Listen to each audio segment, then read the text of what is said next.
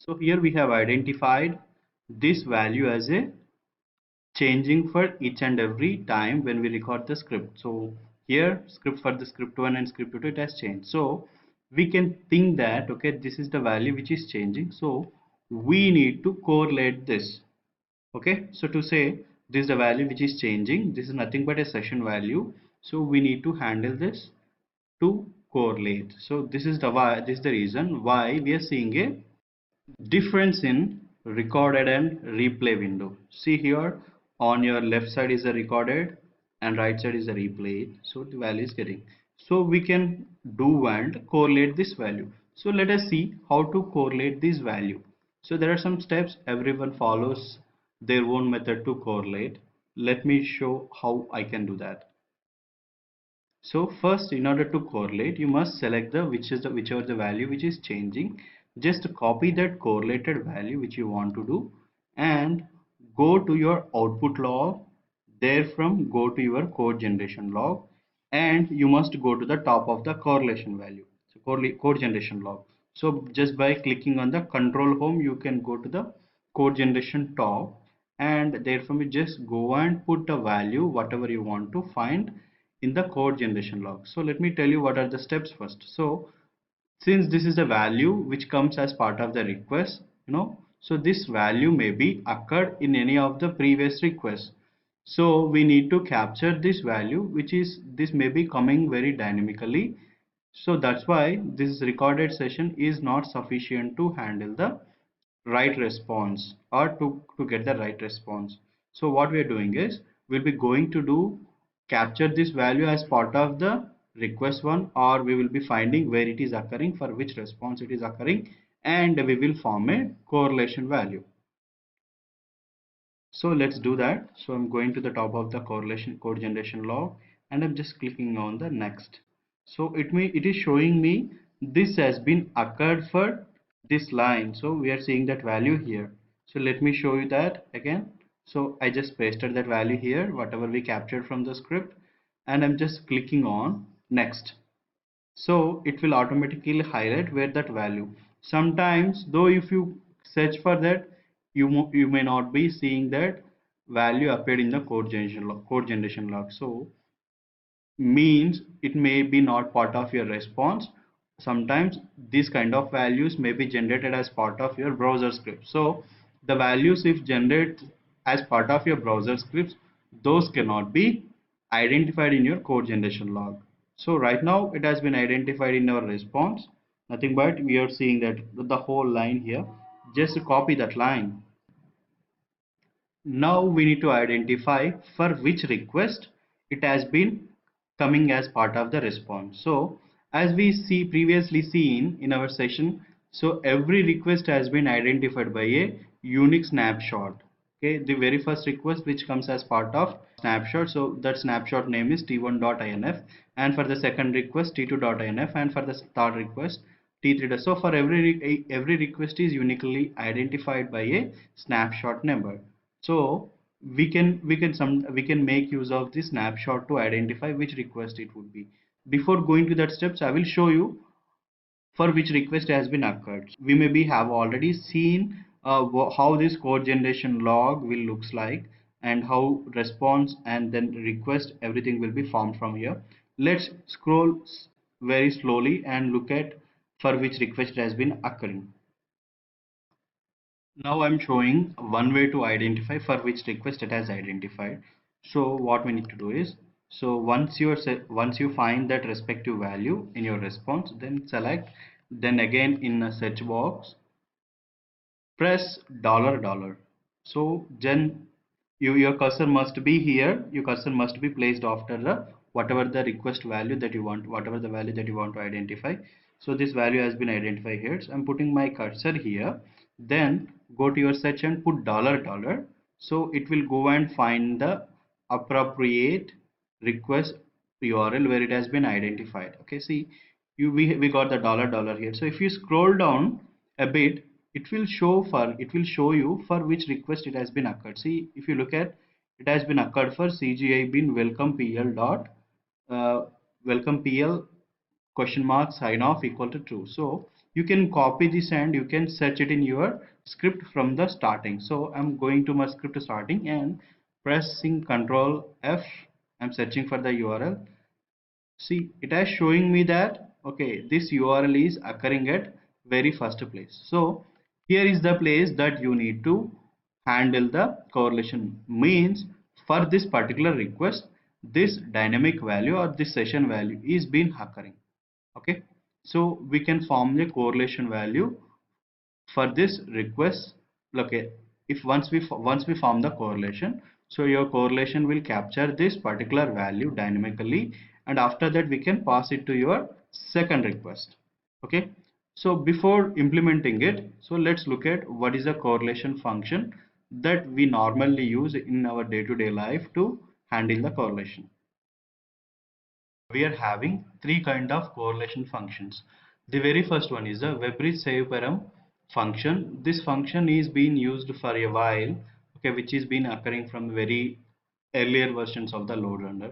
So recently they have introduced another two correlation functions, Weber save param x. So this is the second correlation function which is been coming from the load runner 11 version, and Weber save param rejects, which is also been introduced in the recent versions of the load runner. So let's look at, we will be using Weber save param at first. As we just seen, we will be using here Weber save param x function. Since we identified previously, so our correlation value, so this value which we need to correlate, so this has been occurring as part of first response. Okay, so we're going to form the correlation here using the Weber save param function. So we can select Weber save param. We can write the function here Weber save param.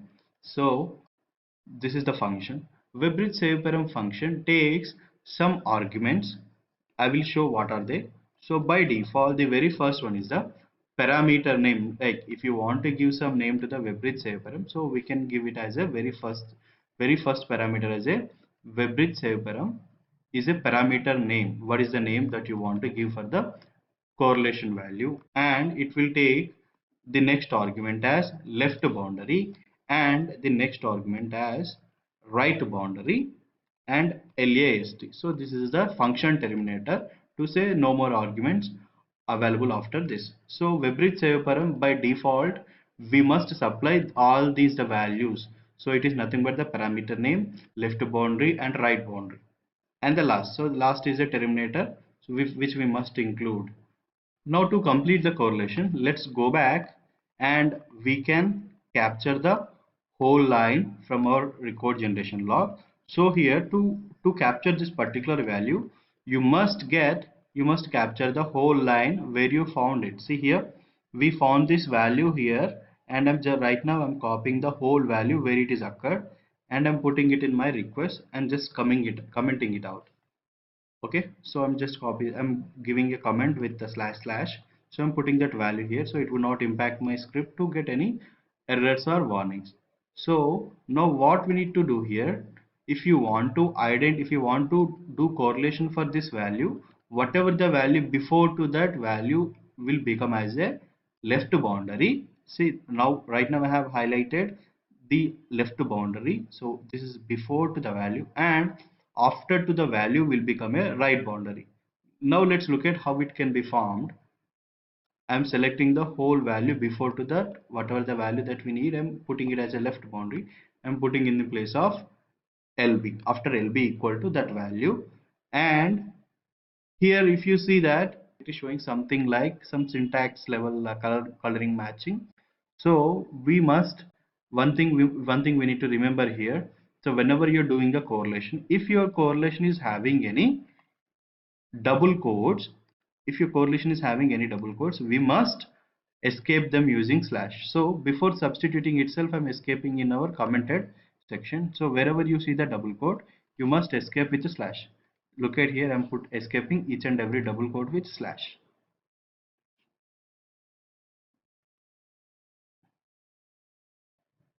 So instead of putting that, instead of pasting this value in the left boundary and submitting the slash with escaping, you must before escape there in our example, and then you can substitute your left and right boundary. So that will not show any, that would not throw any special, or that would not throw any syntax errors. Now let's copy the right boundary. Just say okay. So we have copied our right boundary. So as soon as you complete your correlation, you just simply go and click on compile to show up if we have any compilation errors. I will show if we are not escaping any double quotes, it will throw compilation errors. I will show you now here. So let me remove the escape values for the double quotes and submit as it is. It will show up some syntax errors. See, I just submitted and I'm compiling now here. See, it has thrown up lot of errors. Right, so make sure that whenever you try to put any double quotes in your correlation, you must escape them in slash. So now we have made a correlation with a proper left and right boundary. So I'm giving a name for the correlation as a correlation. So what is the appropriate name that we need to give here in your real-time situations? Like, you don't need to give whatever the name that you wanted to. It is a best practice to give whatever the name that you see for that value. See here, user session is the name for that value. So I'm going to put the correlation name as user session. Now let's, as soon as you completed forming a correlation value, you just need to replay once. So before replaying once, there is one setting that you need to identify, that you need to enable in your runtime settings. Just go to the runtime settings, and in log you must always select extended log, so it will show up the correlated value. If it is capturing anything as part of request, as part of response, it will show up the value. So you must select extended log and parameter substitution, so that it will show up the whatever the values it has been captured in your replay log. So your replay log will show up all the correlated values in your replay log. Okay, it will show in a blue color. So I just enable the advanced settings for the replay log. Let me rerun it.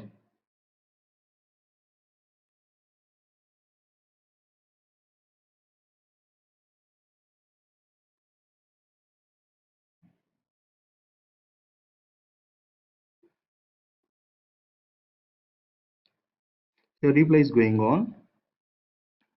Yeah, it's done now. So let's go back and look at the replay log one after the other. So replay, see here, what as I just earlier, your correlations will appear in the blue color. See, user session, the value whichever we just correlated is been occurring in our replay log, means our correlation is successful. So you are able to capture that value. But let's look at, as we just discussed, we have already captured the correlation, but it is not able to show the appropriate response in my replay. Why? Because we captured the correlation, but we never substituted in our request place in appropriate request. So our next step is to substitute the correlation. So copy your correlation name and go back to the request wherever it occurs. Just replace it with between the curly braces, as we previously seen it for the same level of curly braces for the parameters or parameterization. So we do the similarly for the correlation. So in the place of whatever the dynamic value that you are seeing, just replace it with a user session. So this is how we do correlation, and this is how we do the substituting the correlation. So in the first step we are capturing the correlation, and in the second step we are substituting the correlation. So likewise, we need to substitute everywhere wherever we are seeing that value. So there is a short way how to do that. So select that value, press Ctrl H and put the replace with option and replace all. So it will go and replace everywhere. So this is how we capture and substitute the correlation.